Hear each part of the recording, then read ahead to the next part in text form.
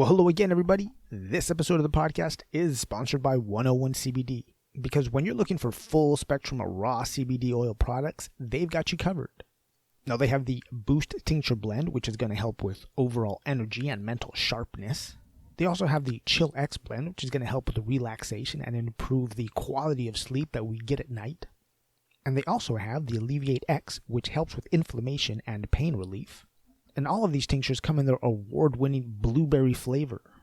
Now, I also want to tell you about their Raw Relief Topical, which now comes in a roll-on applicator, which means you can apply it directly on those sore joints and muscles. And right now, you can get the travel size roll-on for just $7 when you sign up for the CBD monthly subscription of the roll-on. So go over to 101cbd.org, order yourself some raw CBD oil today. And don't forget to use coupon code IMGS25 to get 25% off of that order. Now I want to talk a little bit about Green Code digital marketing. Because if you have a cannabis brand or business, you know your digital presence is an important part of marketing today. And if you're doing it yourself, it takes a lot of time away from you focusing on your business. That's why you need to talk to the professionals at Green Code Digital Marketing, because they can help optimize your website and digital presence for the highest visibility. So go over to greencode.website to see how they can help you build your brand. Okay, now let's start the show.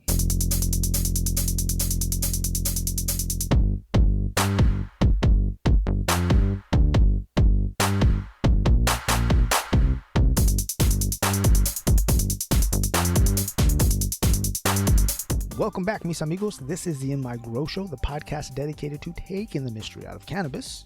I'm your host, Alex. And I want to thank you once again for taking the time to listen to me. I truly do appreciate it. Now, a little later, I'm going to play a conversation that I had again with my buddy Derek Gilman. He was nice enough to take some time again and talk to me. But before that, let's do the rest of the show.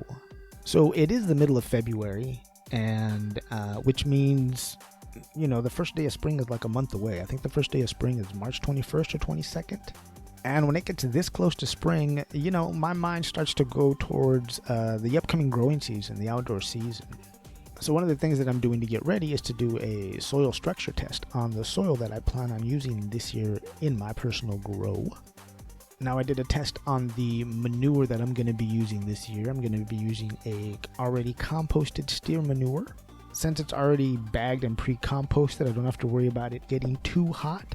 I mean, there is still a little bit of like plant material in there, organic material they call it, but not enough to really make it hot that it's going to mess with any of the plants or mess with any of the roots.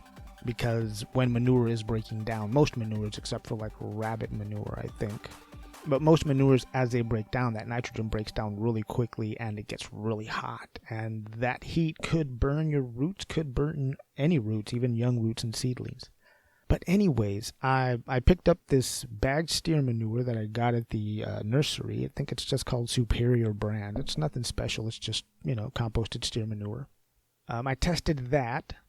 And what I'm testing for in the soil is I want a kind of a loamy soil, which has about 40% sand, 40% silt, and 20% clay. That's my goal, is to get the soil to close to that ratio, if not exactly. And I'm going to lean really heavily on that steer manure to help me rebuild my soils, because I reuse my soil every year. I don't throw it out. That seems ridiculous to me. I just re-amend it, recondition it. So since I am going to use so much of that steer manure this year, I wanted to see just I just wanted to see what the makeup is of it. And the way I tested it was the way that Spencer from Craft Buds explained to do it, with a mason jar with water, and you just fill the mason jar first with about halfway the soil that you're going to use, and then you fill it all the way up with water, and you get 1 tablespoon of dishwashing detergent and mix it in. Then you put the lid on the jar and then shake it up really vigorously for about 3 minutes, because you want all the dirt particles to separate. And when they separate, they'll separate and settle in layers. And you can measure pretty much what your soil makeup is. So to make a long story longer, I tested the manure, and then I also tested the soil that I'm going to reuse, just to see where both of them wind up at. So now what I have to do is blend the manure and the old soil that I'm going to amend, and then do another soil test and see where that winds up. And then from there, I'm probably going to have to amend some sand. Another thing that I started doing to get ready for the season was to harvest my worm castings. because those earthworm castings are going to be yet another component of that soil that I'm building. Just a few things that those castings are going to help with is, one is to take down the odor from the manure. The other thing is that fresh earthworm castings have a lot more, oh God, what would you call it? Earthworm larvae? So that's going to really help push up the earthworm population in that soil to feed on that manure. So both of those things are a positive thing for my soil. So I started popping a bunch of seeds this weekend also. I started with a jar of bag seeds that I had. Bag seeds are just seeds that I find in different flour that I get from different places, either from a dispensary or from my pot dealer or from, someone's home grow that they give me. Sometimes there's a seed in it. So bag seeds are just seeds that kind of come along for the ride. And I have a jar that I put them aside in. I don't really mark them as anything. It's just a jar with some random seeds in it. I refer to them as mystery plants. So I put all of those seeds in a cup of water to start germinating them. Now usually when I germinate, I'll put the seeds in a cup of water for 2 days. By the end of 2 days, a majority of them are going to have the tiniest of tap roots just barely showing. After that, I would put them in a wet paper towel and slide them into a Ziploc bag with a little bit of air in that bag to make it look like a pillow. And I'd leave them in there for 2 days. And after those 2 days, they would all have these nice long fuzzy tap roots. This season, I'm going to do it a little differently. Like I said earlier, I spoke to my buddy Derek, and he said what he's doing is he's just putting his seeds in a cup of water for a day and then putting them straight into the dirt, straight into his grow medium, whatever it is. So I figured, well, since Derek is doing it that way, I'm going to try it. But for me, I'm just going to put them in the water for 2 days. And then after that, I'm just going to go straight into soil. And my plan for these bag seeds is to get them growing in some solo cups to a nice, 5-6 inches tall maybe. And then I'm going to see if I can give them away to patients at one of the local dispensaries. I'm pretty sure patients still show up to dispensaries, right? But anyways, I'm hoping they do, and I want to see if I can just give them away to the patients, man, so they can grow their own. And I refer to these plants as mystery plants because, one, I don't know what they are as far as what strain they are. I mean, I'll be able to tell if they're an indica or a sativa by, just the leaf shape, but other than that, I'm not going to know. And I'm also probably not going to know the sex of them either when I give them away. So that's the plan for that set of seeds. But now, I want to talk about some seeds that I got from my buddy Lorax. So Lorax the breeder is going to be at the Science of Organic Regenerative Cannabis Cultivation Conference. That's happening March 27th, 28th, and 29th in Whitmore Lake, Michigan. And I got about 6 varieties of seeds from him, and they all look like some super fun flavors, man. Let's see, I've got the Afghan Durban. That one's going to be a lot of fun. I do like a good Durban. Oh, a good Durban poison's great. And the Afghan. Plus, I think these are going to grow really well in my area since I do have a really hot climate and low humidity in the growing season, summertime outdoors out here. That's going to be awesome. There's also a Mazari Sharif F2s. I don't know what those are. I got to ask him about those. And then I also got the Punjab cross with the Mac. Ooh, that looks fun. There's also a bulk diesel cross that I know nothing about. And then there's the Great Rift Valley again. That one sounds like it's really going to do good outdoors for me here. And last but not least is the Nepal Diesel Cross. And all of these lovely strains come from Uncle John's Farms Genetics. Again, if you're going to be in Michigan at the end of March, go to Whitmore Lake, man. Go to the conference. Check it out. Say hello to Lorax and check out everything that Uncle John's Farms has to offer. Now the question is really, which ones do I pop first? Okay, so it's going to be the Afghan Durban for sure, the Great Rift Valley. Oh man, where to start? Do I do the Nepal Diesel or the Punjab? Ooh, or the Sharif? Oh, I have too many decisions here. Alright, so I got to flip a coin between which one I want to do, the Nepal Diesel Cross or the Mazari Sharif. You know what? I think I'm going to go with the Nepal. Yeah. But I'll keep you posted. And those are just a couple of things that I'm doing just to get ready for the grow season coming up. What are you going to pop? What are you going to plant? Have you picked them out yet? Do you know what you're going to plant? Do you know what medium you're going to use? Well, you don't got a lot of time. Better figure it out, especially if you're growing outdoors. If you're growing indoors, you can make your decision whenever you want. But yeah, let me know what you're going to put in the dirt. All right, now let me get the seeds off the desk. And we can continue with the show. let's get to the strain of the week, and I'm going to give it up to the Granola Funk. Yes, I don't know if you noticed or not, but me and my buddy Omar were talking about it last week. If you've never had it, it is a very delicious flower. It's a hybrid split 50-50, which means it's an indica sativa. It's an even 50-50. That's what the internet says. The internet also says that it is a cross between the infamous forum cut of the Girl Scout cookies and the Wookie 15. Wow, so it's a cookie and a Wookie. Anyways, that's a bad joke. That's like a grandpa joke. But seriously, whoa, what's that? Is that a spider? Wow, it's a big old fucking spider. But seriously though, first of all, this flower was like super fluffy and supple, like soft and velvety. You could see the trichomes on it. It was a beautiful flower, man. And the smell was this like overripe fruit smell with a little bit like a fuely kind of hint at the end, you know? It was a little bit like when a peach is about to go bad, sweet, almost to the point of sour. It had that kind of smell to it. And then, like I said, at the end, it had this little fuely kind of gassy taste. And the taste was a trip because it was like this dirty vanilla taste. I mean, I don't know who grew it, but they did a great job on it, man. This stuff was so tasty and so great. And the Granola Funk is a bit of a heavy hitter, man. It came in at like 27% THC, and I felt it. I felt it like after the second hit, after about 10-15 minutes, I was like, wow.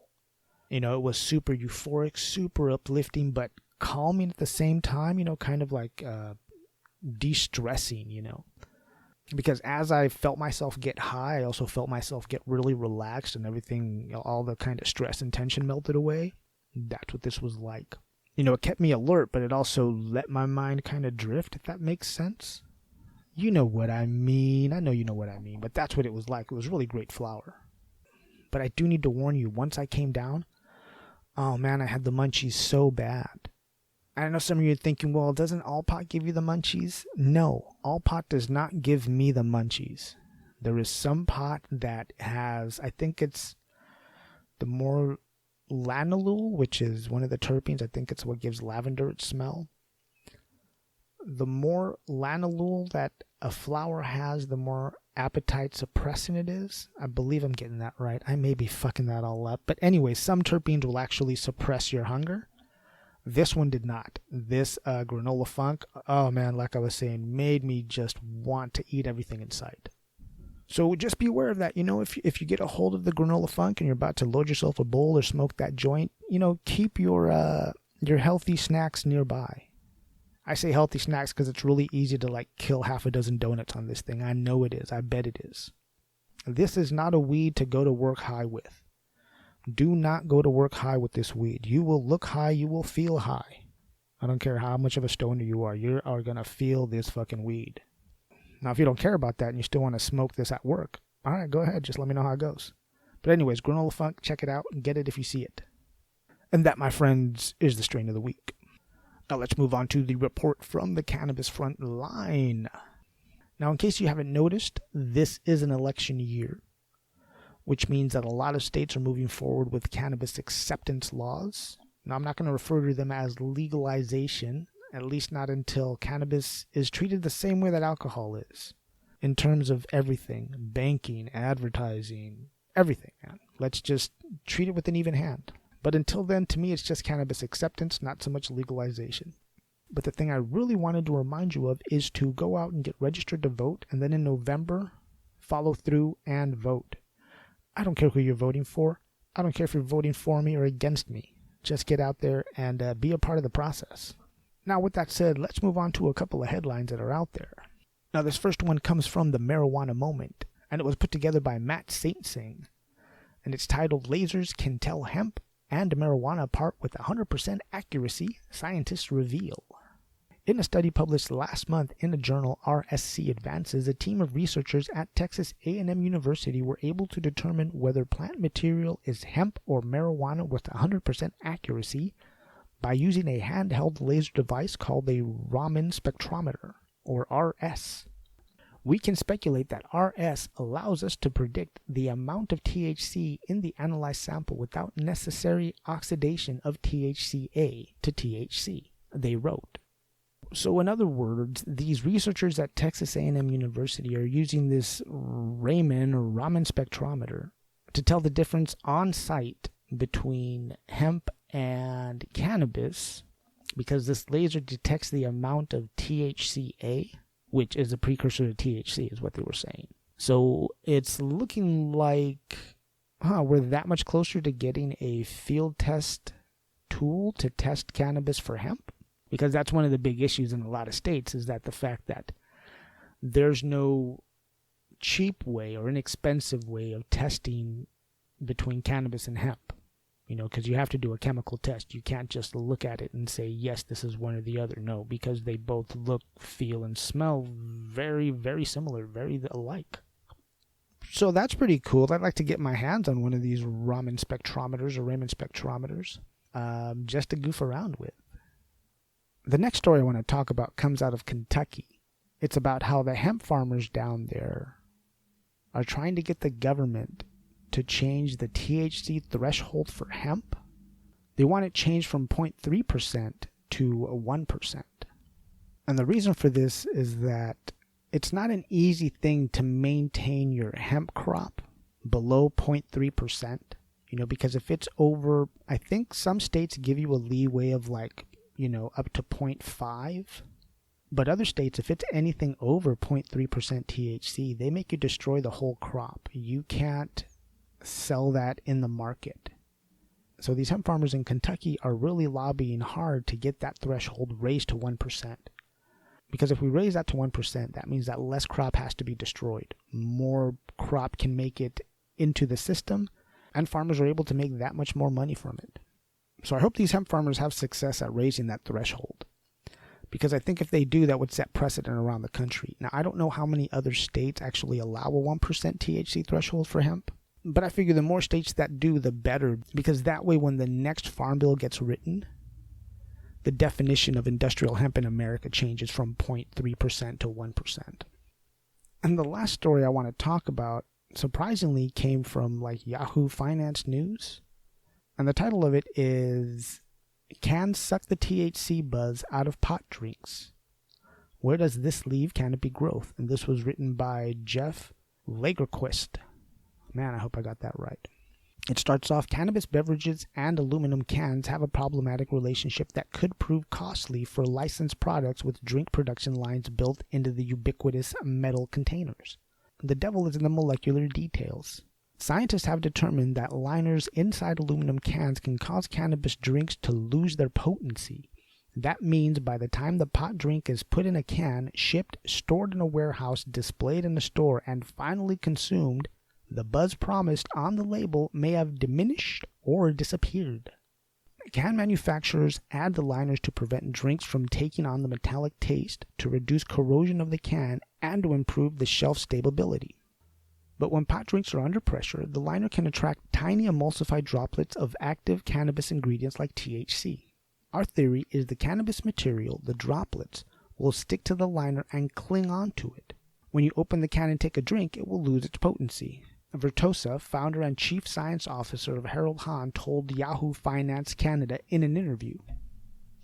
Oils, cannabis or otherwise, does not mix with water. Nanoemulsions help solve that problem by breaking down oily compounds to a microscopic level so they can be suspended in the drink. However, pot drinks have yet to emerge as a major category, even though they've been available in the U.S. with legal recreational cannabis sales for some time. Hahn said the problem with aluminum cans draining the potency of the pot drinks first came to his attention early last year when Lagunitas, a craft beer subsidiary of Heineken, shifted its hi-fi hops cannabis drinks from cans to glass bottles. Hahn said it's difficult for can industry to alter linings to accommodate a relatively small cannabis drink category, and pot drink producers prefer cans over bottles due to lower costs. Okay, well then there's the problem, folks. So be really, really suspicious of those pot drinks that you get at the shops that are in aluminum cans, because they may not be potent as they say on the label or have any potency at all. Which now that makes me wonder, are we going to start to see all of these cannabis drinks in glass bottles? I mean, that seems like the obvious answer, because as it is now, aluminum cans are going to suck out the potency. And I don't know if I trust plastic bottles with cannabis oil in them and terpenes. I don't know if they're adding terpenes or not. I don't know. Who knows? But there you go. Don't buy any cannabis beverages in aluminum cans because you're being cheated, or the potency isn't what it's labeled as. Or I wonder, maybe they can figure out like how much of the potency is being leached out or being attached to the lining of the can, and then just up the potency when they fill it. Maybe that's the answer. I think I may have answered it. But anyways, folks, that is the report from the Cannabis Frontline. And as always, there are links in the show notes to all of those articles. Now, as I mentioned earlier, I invited Derek Gilman to come back on the show. I had him on just over a year ago. He was cool enough to come back on, and, we talked about a lot of different things. And he was also cool enough to share some of his frankincense bud with me. He rolled a joint of that frankincense that he talked about. Holy cow, was that great. That dude can grow some flower. It had this little bit of spicy, like musky note to it. Gave the flavor of like a peppery, like the beta-caryophyllene. And the high was this really awesome, like low or almost no anxiety high. It was just really uplifting, really euphoric. I do got to tell you though, after we smoked that joint, I was lit like a Christmas tree. But it was a great high. So hang tight. I'm going to play a little bit of music and then I'll put that on.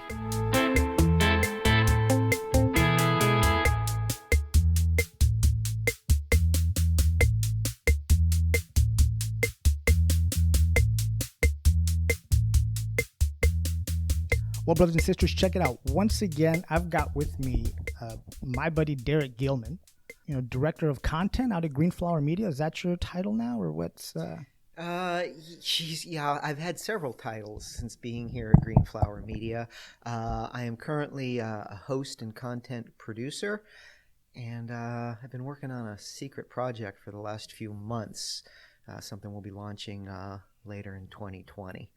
Oh, all right. Well, maybe we'll get some hints out of you a little throughout this conversation. Yeah, maybe. We'll see how it goes. Okay, so thanks for taking the time. I appreciate it. And so last year, are you amending your soil this year? Are you growing this coming season? I am growing this coming season. I have not yet amended my soil. Do you plan on it? Because I know last year you were just leaning real heavy on your on the microbes. Exactly. Last year I did practically zero fertilizing, and definitely I did not amend the soil at all prior to the growing season. And I did focus exclusively on the soil biology, mostly through adding some compost onto my soil to kind of kickstart the life cycle before I planted into my containers, and then ultimately following up with compost teas, actively aerated compost teas on a regular basis. Hey, so when you make teas, do you get the microscope out and at least once in a while? So I used to make my own teas, and the more I researched actively aerated compost tea, I began to discover and realize that without a microscope and without some level of formal training to identify the microbes in there, that it was really a crapshoot on what you could be brewing in your tea that could have been beneficial and maybe not so much. And so I have, through my connections here at Greenflower, got to meet a wonderful soil biologist and a doctor of microbiology. His name is David White, Dr. David White, and he runs the Center for Regenerative Agriculture out of Ojai.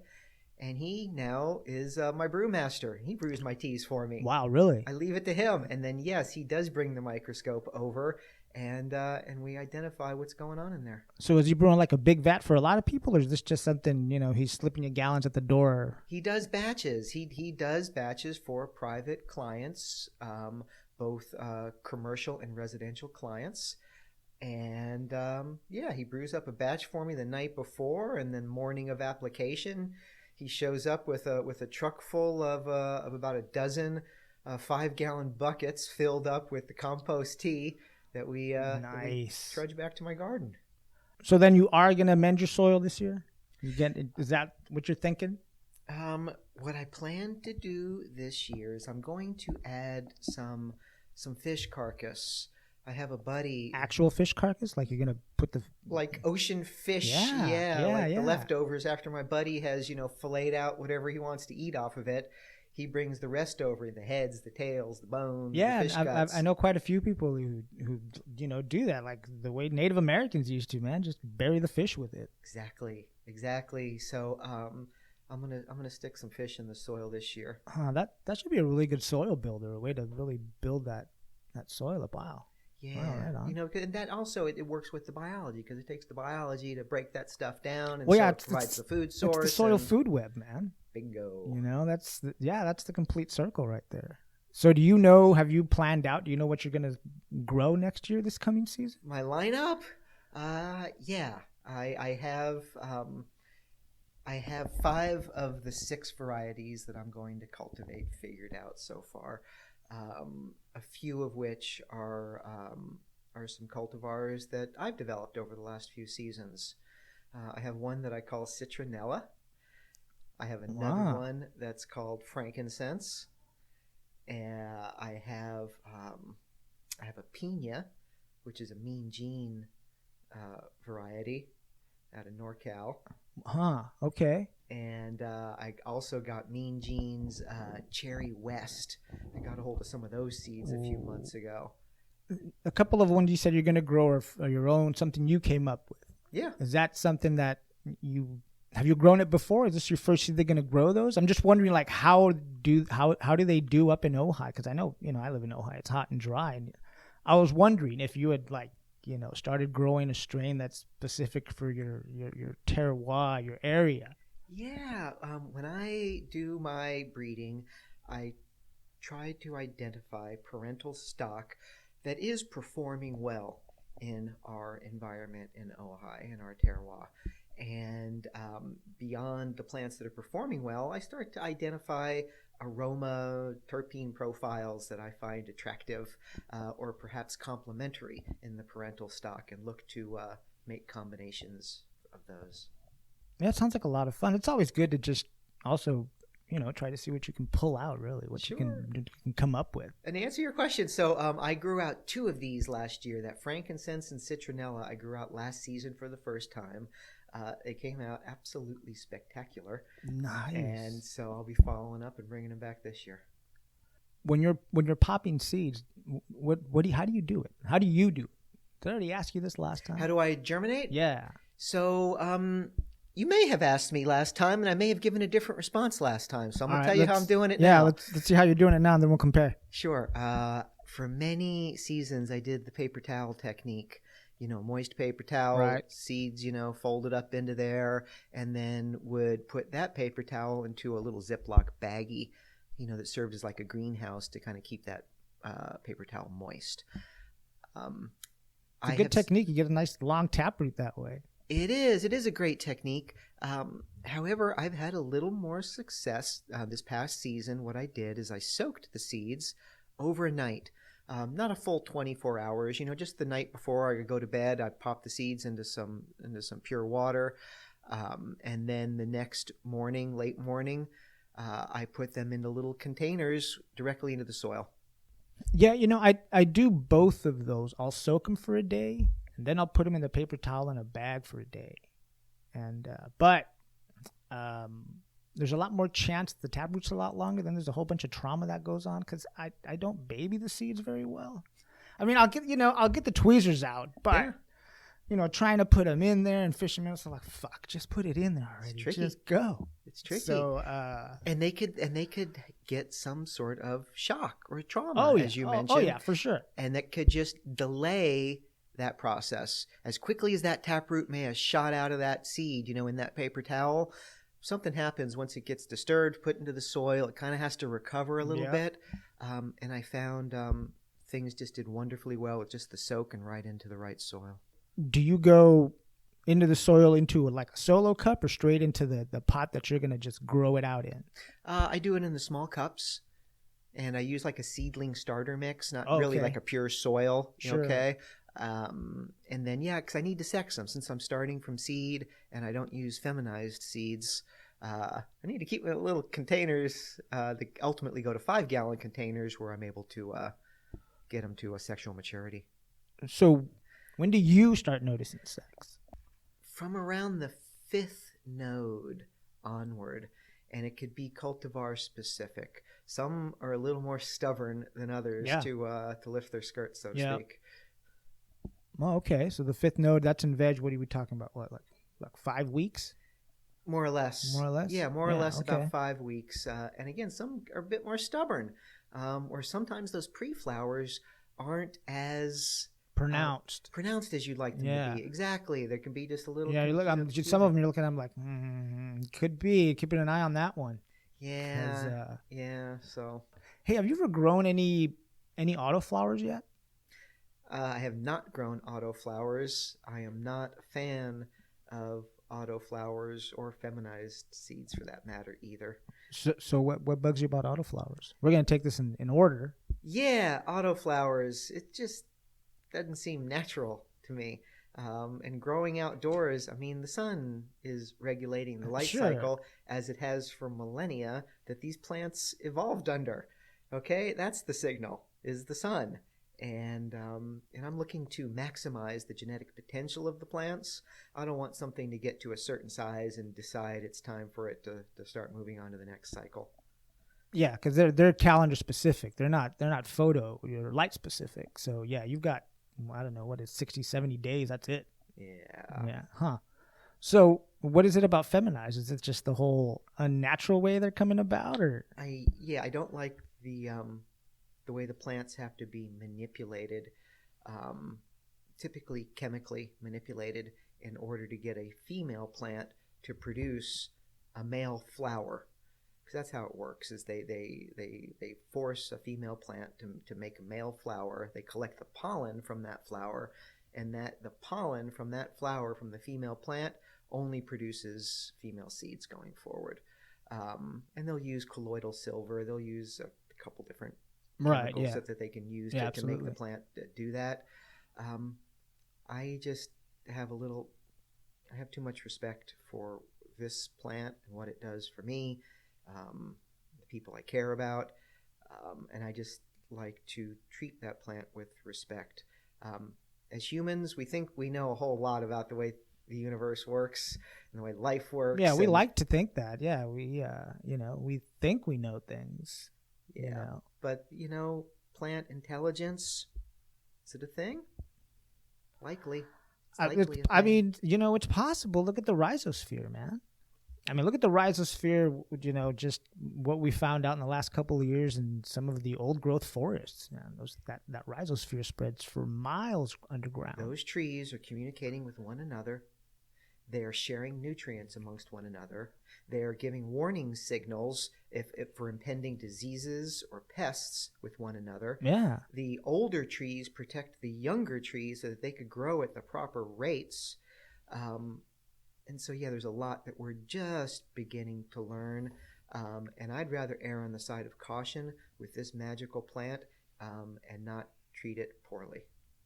The thing about autos and feminized for me, I mean, I don't see myself growing a lot of it. Like that's going to be my grow up, just what I'm cultivating for myself. I mean, I will more than likely this season probably put an auto in the ground somewhere, just to kind of forget about it and keep an eye on it at the same time.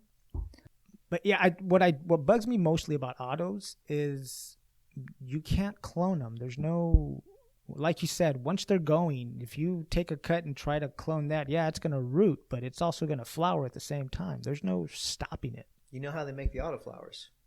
Well, yeah, it's a mix of, originally the mix of what, the ruderalis. Bingo. It's a ruderalis. What was the first one? I think the lowrider, which, I mean, the ruderalis, it's all, the only reason they have it is exactly for that reason. It's just for the timing. Because it's not known for its quality, is it? No, absolutely not. Have you ever heard anyone say, hey, the best smoke I ever had was an autoflower? No, not yet. No, not yet. I mean, not the best. I mean, they're, not to take anything away from some of the breeders out there. There's a lot of people doing some good work breeding. Sure. But to bring that up to the same kind of standards as a photo period plant, it's just taking them a while, for sure. That's one thing I like about this industry as far as a lot of people are out there just, let's see how we can come up with a different variety, which is great. You know, there are more varieties of cannabis than there are dogs. But are they all quality? That's the question, though, right? What's the quality? There's a lot of pollen chuckers out there. Well, yeah, there's a lot of pollen chuckers, man.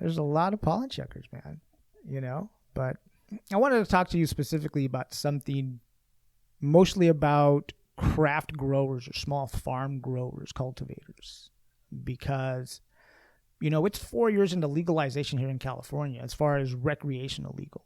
Mm-hmm. And, you know, when it went rec, everybody in 2016, and, you know, a lot of us were imagining, oh man, it's, you know, it's, everyone's going to be on Easy Street that can cultivate, you know, legally. It's going to be great. You know, here we are 4 years later, and a lot of these craft growers, a lot of these small farms, they're still struggling. The business model changed, the legal landscape changed, and effectively what happened was a lot of these small craft cultivators were members of local co-ops, co-op dispensaries, where they could, as a member of that co-op, sell their excess medicine or get reimbursed for their excess medicine, and again, be able to move it through the dispensaries. And what happened after, what was it, what was that prop that came through? Was it 64? 64? Yeah, 64. Okay. That said, just the laws changed. Yeah, I think it was 64 or 215. One of those two, man. Well, 215 was the first one. Okay, yeah, then it was 64. Okay, yeah, so under 215, the structure was, if you were a member of a legally operating co-op, that you could provide the medicine to them. After 64 came, again, the licensing structure changed, the legal landscape changed, and effectively you needed a commercial cultivation license in order to sell your cannabis to a dispensary. Some of the small craft cultivators started jumping one successive hurdle after the next in order to get those licenses. The vast majority did not. The ones that went through that process soon discovered that the licensing was going to be a treacherous gauntlet to go through. And an expensive one, too. And an expensive one. They realized, you know, they were told that, you know, the well that they had been using was no longer a viable water source, that they would need to put in a rain catchment pond, is just an example. I know that this happened to a cultivator, and it's a $50,000 pond they had to put in. And were they, do you know if they were cultivating during medical? Were they medical growers? Absolutely. They were medical growers. And there was no problem with the water source when they were growing medical. Exactly. So now, just a little history. Back before 2016, you were a medical cultivator growing for patients, right? Correct. Yeah. I was a member of a local dispensary in Ojai, local co-op, and the excess medicine that I had. You were able to sell. I don't know what the structure was there. Sell to them, or get reimbursed for my costs effectively. And 2016 came around, you know, we all got real happy, voted for it, and California reinvented the wheel. That is what happened. And so I can no longer, provide my medicine to this co-op that I've been a member of for a decade now. Why haven't I gotten a commercial cultivation license?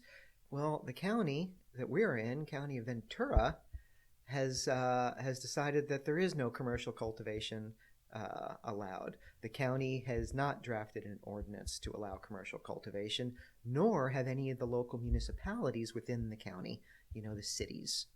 Okay, there's a couple of cities that have stepped forward and said, yes, we're going to allow dispensaries here. Ojai recently, I understand, issued a license for manufacturing, which is going to allow someone to process. Correct, yeah.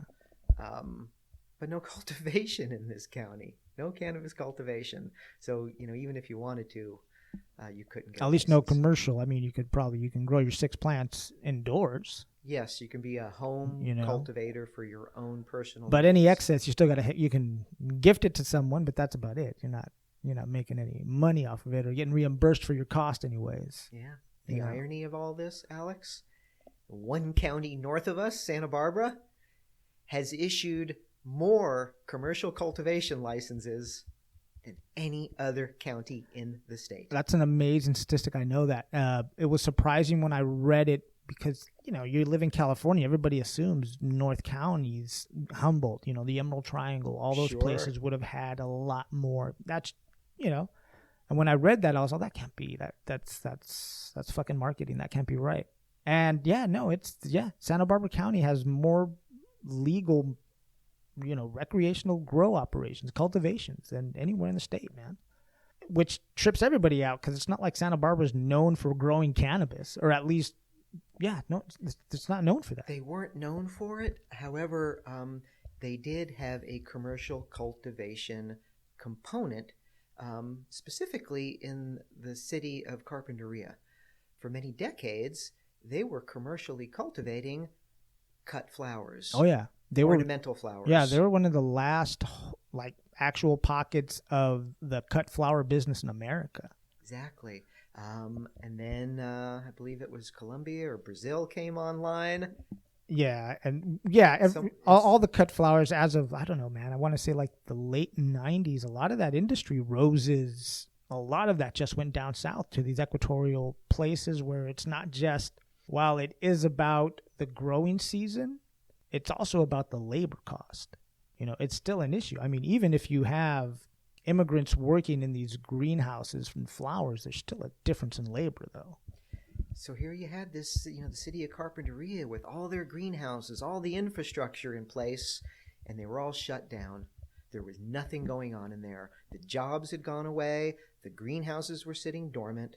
And fortunately, the light bulb went on, and they realized that they had the infrastructure in place and the labor force in place that needed the jobs to get and to allow cannabis in. And, and that's a little bit of the issue up there in Carpinteria, because where the county allowed the grows to happen was literally on the city limits of Carpinteria. So the residents of Carpinteria had no say in what went on. Mm-hmm. That's why everybody was so upset when that first season, when they grew and there was this just beautiful aroma driving through Carpinteria. I say beautiful, people who live there fucking hated it. But I work out there and I love driving through it. Like, ooh, I love driving through Carpinteria, man. But that was their big issue, man. I bet the schools don't mind the tax income that they're getting. Well, the schools, it was a trip. It was kind of a double-edged sword, because literally the high school was surrounded by greenhouses, because the high school lies just on that county line. Mm-hmm.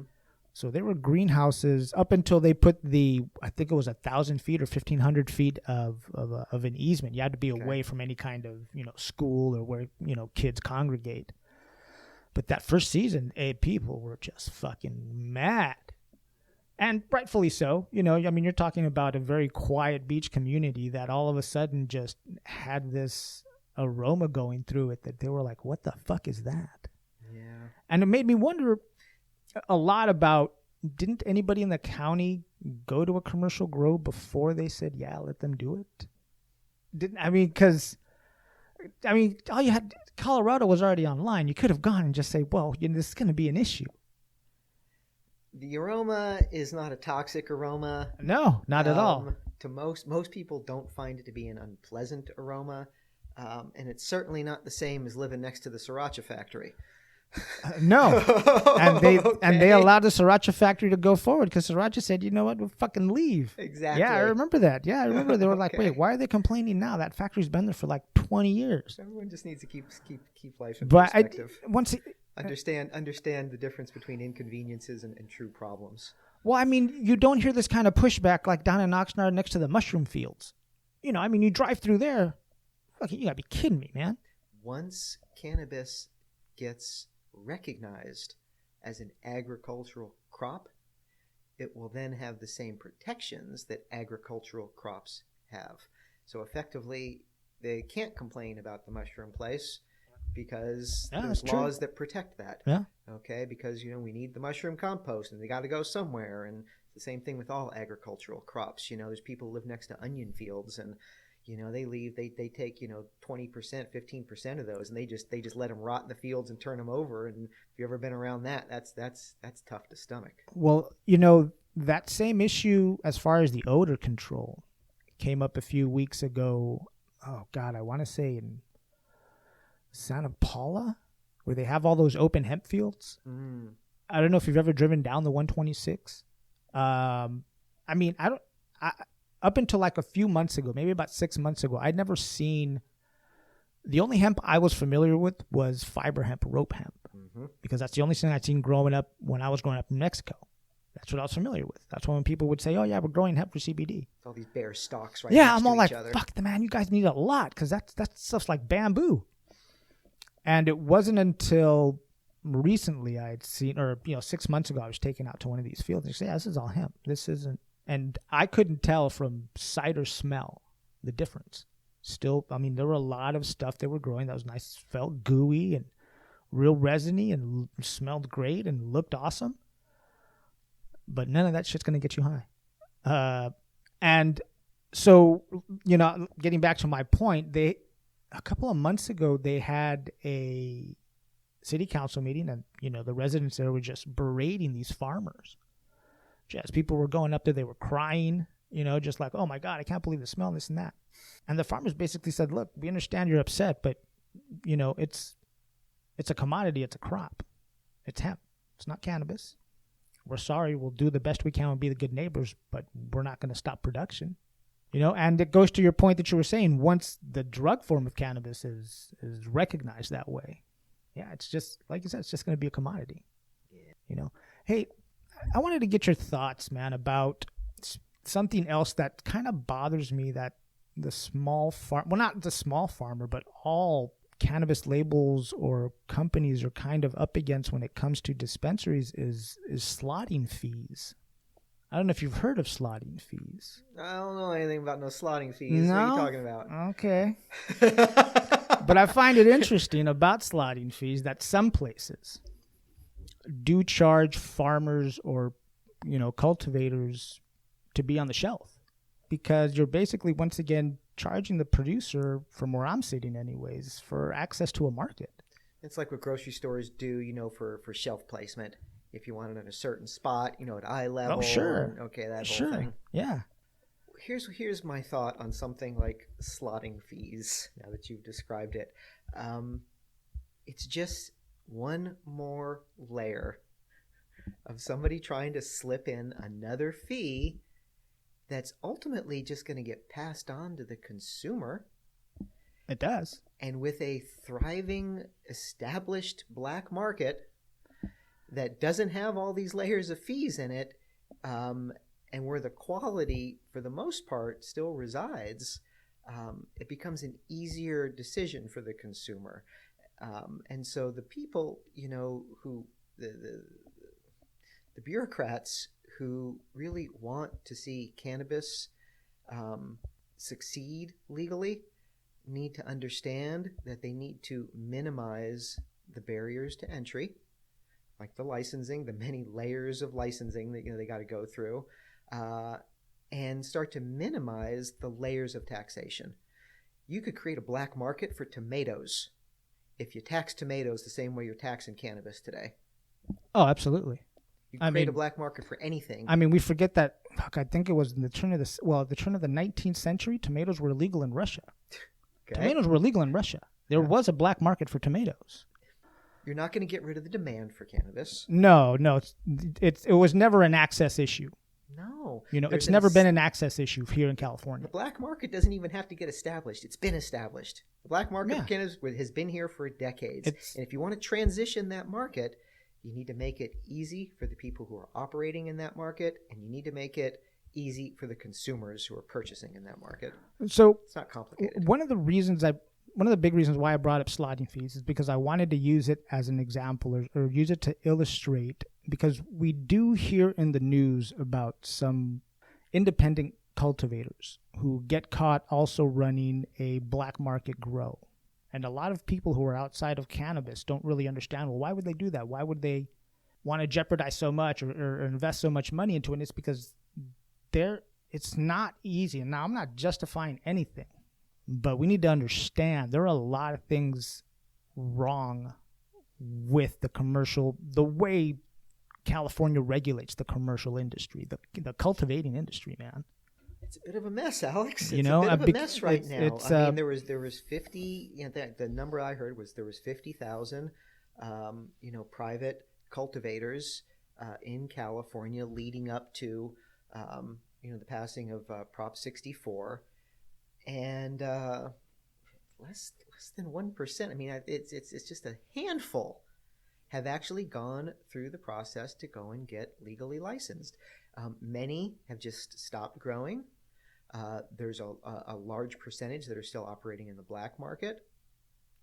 And so we kind of it's this weird transition period we're going through. And even a lot of what we think are big cultivating, vertically integrated companies, a lot of them, are either barely making it as far as just breaking even, or they're losing money and they're just having investors prop them up, hoping that eventually the market will turn around. Again, this isn't complicated. The everyone from the small boutique cultivator to the largest of them all, the MedMens of the world, everyone in the legal market is struggling for the reasons I mentioned.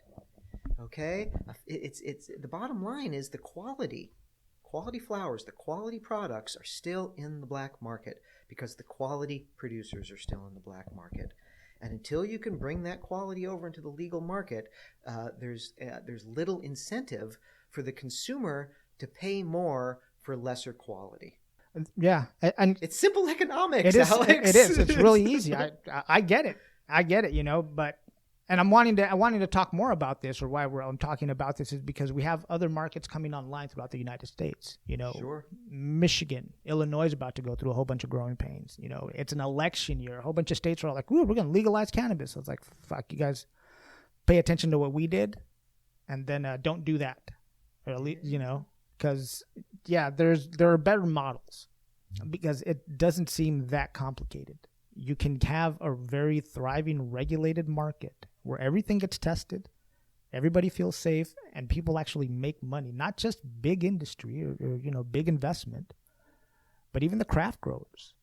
If you want to call them that, if that's the name we're going to now give them, is craft growers, because we do have, like you said, there are the big players out there, the MedMens, the Flow Cannas, but there's also these other smaller farms out there still just trying to fucking keep it together, man. I know. I know. Yeah, it's a trip. So I'm going to transition a little bit because I'm curious what you think about CBD and about hemp, because it's, dude, this past year, it was everywhere. It was, wanting to be put in everything. Yes, it is. And I suspect that trend will continue for the foreseeable future. And when it comes to hemp, hemp is going to be in everything eventually. The bottom line is any product that is currently produced out of forest material, produced from cotton, or produced from petroleum, could be replaced with hemp. That includes all plastics, oils, clothing, fibers, all of it. Hemp is much more renewable. It remediates the soil in which it's growing, meaning that it leaches out the toxic chemicals and heavy metals and such. Yeah, people need to understand that hemp and cannabis are bioaccumulators. They're bioaccumulators. There's a reason why hemp is used still for cleaning up Superfund sites. Yes. So that's the upsides to hemp. The flip side to that very same benefit of hemp being a bioaccumulator that way is the CBD that you mentioned. So now if you're somebody who takes CBD on a regular basis, is interested or curious about taking CBD, I would suggest that they take the time to investigate the source of the CBD that they intend to consume. Because if, in fact, as we know, hemp is a bioaccumulator and it is leaching these chemicals, these toxins, these heavy metals out of the soil, okay, and then if this is being concentrated down into an oil that you consume, I think you really need to be careful on exactly how and where that hemp was produced. Yeah, you really do have to pay attention to the label, and even though price is a factor, it's a factor for a reason. The best kind of CBD oil, tincture, whatever I recommend people get is to buy it from a state that has a already legal market in place, because that means all the testing's already being done. And because, you can find CBD at the gas station, but it's going to be from China. And, classically, we know that there's a lot of heavy metals in the soil in China. There's a lot of pollution which rains down into the soil. Now, you take that with a plant like cannabis or like hemp, and it's going to absorb all that. And like you said, then you concentrate that down. And now, you're taking away anything that might be good in it. You need to pay attention to where it comes from, for sure. Absolutely. Getting back to the thing of cannabis shops, is I wonder sometimes is if we do wind up consolidating a lot of these big farms to where only just a few big cultivators are on the shelf, how do you think variety starts to suffer? Not so much quality, just the variety. I mean, if everybody's got, I don't know, Gorilla Glue on the shelf. Yeah, it becomes a very boring market with a handful of producers producing the bulk of what's out there. The good news is I strongly believe that quality always rises to the top. I strongly believe that there is an enthusiast market that will always demand quality. I believe that as the cannabis market matures, as the legal consumer matures in their palate and what they're paying attention to in the experience, that the demand will shift for a higher quality product as well. I hope. Well, yes, it will, definitely. I just hope that because right now the black market's the one stepping into that. Once again, just getting back to the black market, they're the one stepping into that role too. Sure. You know? Yeah. I mean, again, these smaller boutique cultivators out of the Emerald Triangle have been in the black market their whole lives. And they've been just growing some fire the whole time. Yeah. So, yeah, the quality is there. Most people who were consumers prior to the legal market were part of that black market, have a dealer or have somebody that they know to get it from. All those networks. Absolutely. I mean, I still do. I've got, my pot guy. Yeah, many of those networks are still in place. Again, until some of the quality starts to make it onto the shelves at a reasonable and competitive price, it shall remain. Yeah, for sure. All right, so got one last question for you, Derek. Real, just curious about something. Yeah. Have you practiced Mean Gene's technique of rolling with one hand? No. I saw that. I was like, how the fuck did he do that? Yeah. He like cups it, flips it over. I was like, I tried it. There was weed everywhere. You saw our rolling and smoking like a connoisseur video on the Green Flower channel on YouTube, which has a whole bunch of great videos about cultivation, connoisseurship, and such. No, Mean Gene and I have very different techniques on rolling a joint. I have a more of a process, a methodology that I employ. I've got a whole production. I need a magazine. The papers are out. Yeah, it's a process for me. Hey, actually, before we go, speaking of Green Flower, so you guys are coming out with a CBD program, or we have a CBD certificate that we recently launched. That is great for health professionals, people considering investing in CBD, people who are looking into CBD as a wellness product or as a medicine. Our CBD certificate that we just came out with has some of the industry's top experts sharing their knowledge and expertise, sharing their direct firsthand experience with patients, and explaining how it works in your body and how to get the best benefits from it. I know of a few doctors who have questions about CBD and cannabis in general. So that'd be a cool thing just for continuing education for doctors, man. Yeah. Yeah. Because we get a lot of pushback from the doctors. So sometimes, not so much out here in California, maybe, but there's. Well, the problem is nearly every doctor out there that went to medical school, there was no cannabis course or CBD course or endocannabinoid system course that they were able to take that equipped them with the knowledge and information in order to be an effective and reliable, guide for their patients. And so the ones that have been paying attention, the ones that truly do care about treating their patients and having all any and every available tool in their arsenal, are investigating CBD and cannabis and the benefits. And taking one of the courses at Green Flower is just a great way for them to get started. Absolutely, man. Absolutely. So do me a favor before we leave. Can you let everybody know how to find Green Flower? Yeah, www.green-flower.com is our direct website. Again, you can go to our channel on YouTube as well. It's just Green Flower, and just tons of content. Health, business, cultivation. Yeah, there's a good video over there of cropping. That's pretty good. And my favorite topic of all, to tell you the truth, Alex, connoisseurship. Just the tools and the techniques, the rituals, the methods of consuming cannabis. Okay, so on that then, what's the most complicated way you've seen someone try and get high then? Because I know people like their gadgets. I think the gravity bong is probably oh yeah, the one that flips over like some jelly beans. You cut out the bottom of a milk jug. You know, you ever seen that? You put a little tin foil over the cap to make it the bowl, and you pull this thing up and down, and all it does is it just draws the smoke into the container. Yep. And it's you're wondering what everybody's doing in the bathtub. What the fuck you guys doing in the bathtub? It's a big pain in the ass process, and there's really not a whole lot of upside to it as far as I'm concerned. So yeah, but I'll tell you what, Alex, I would love to discuss connoisseurship with you in detail.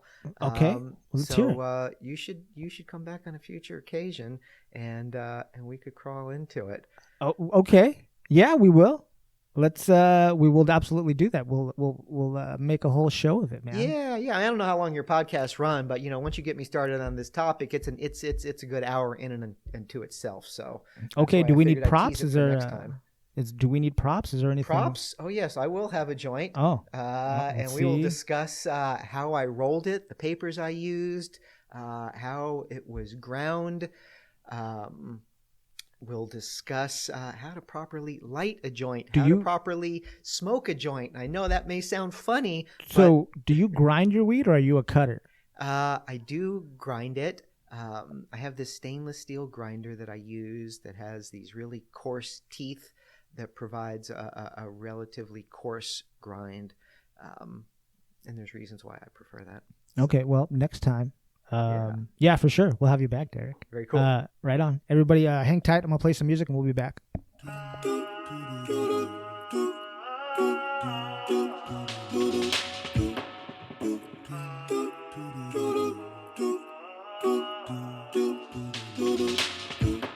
So I forget how mellow Derek is. I mean, that dude is super laid back, man. That's one of the reasons why I love talking to that guy, man. Again, I want to thank Derek Gilman for taking the time to talk to me, man. That was a lot of fun. Thank you, sir. And if you have a question or a comment about this episode, you can send me an email that is inmygrow@gmail.com. Or you can get a hold of me through social media on the Cannabis app or on Instagram @InMyGrowShow. Well, brothers and sisters, once again, that is the end of my notes, which means that is all I have to share with you today, and that is the end of the show. Now, as a reminder, if this episode has entertained you, enlightened you, or even given you a little escape from the day, go over to patreon.com/InMyGrowShow and leave a financial donation. Now, if you don't want to leave a donation over at Patreon, if you'd rather have something tangible, something you can hang on to, go over to inmygrow.com, click on the Support the Show tab, and order yourself a t-shirt. And another easy way you can help support the show financially is before you go over to Amazon, click on the Amazon link at the top of the show notes in this episode so they know that we sent you and the show gets a commission. And if you are a cannabis company that wants to advertise with our worldwide audience, again, send me an email that is inmygrow@gmail.com. Now, brothers and sisters, remember, if you can't support the show financially, don't worry about it. Here's how you can help. Subscribe to the podcast wherever you're listening. Subscribe to the website, inmygrow.com. Then go over to YouTube, search for the In My Grow Show with Alex. Subscribe to the YouTube channel. And then after you do all that subscribing, just tell 3 other people about the show. Really simple, really easy. Now, as always, I want to thank all the artists who let me use their music to put this show together. Well, all right, mi gente, my people, I'm going to get up out of here. Remember that I love you very much and to always grow, learn, and teach. Thank